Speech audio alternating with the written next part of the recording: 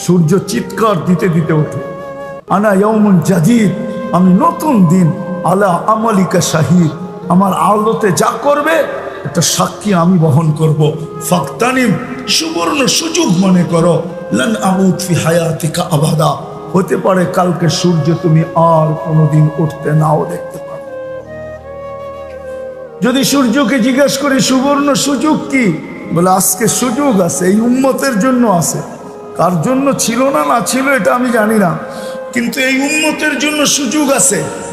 কণ্ঠনালীতে রু আসার পূর্ব মুহূর্তেও যদি এই উম্মত হাত উঠায় দিতে পারে, তা আল্লাহর রাসূল সাল্লাল্লাহু আলাইহি ওয়াসাল্লাম আমাদেরকে সান্ত্বনা দিয়ে গেছেন, সুসংবাদ দিয়ে গেছেন, আমাদেরকে জানায় গেছেন যে তোমাদের চিন্তার কোনো কারণ নাই। যদি হাতটা উঠাইতে পারো, হাত্তা ইউগারগির, ইন্নাল্লাহ ইয়াকবিলু তাওবাতা আবদি হাত্তা ইউগারগির, কণ্ঠনালীতে রু আসার পূর্ব মুহূর্তে যদি হাত উঠায় একটা চিৎকার দিতে পারো,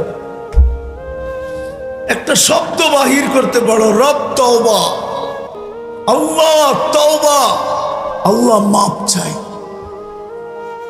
আস্তাগফিরুল্লাহ যদি বলতে পারো, তো লাওয়াজাতাল্লাহ তাওয়াবার রহিমা, আল্লাহ বন্ধুকে সান্ত্বনা দিয়েছেন, বন্ধু চিন্তা করেন না, আপনার উম্মতের তওবা কবুল করব, পিছনেরটা মাফ করে দিই।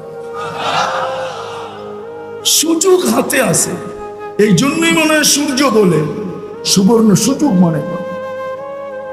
শুধু সূর্য না, জমিন পর্যন্ত প্রতিদিন শতবার বলে তামশি আলা যাহরি মাসিরুকা ফি বাতনি, হায় হায় হায় তুমি আমার পেটে চলমান, হতে পারে অচিরেই তুমি আমার পেটে আসবে, তখন তুমি আমার ব্যবহার দেখবে।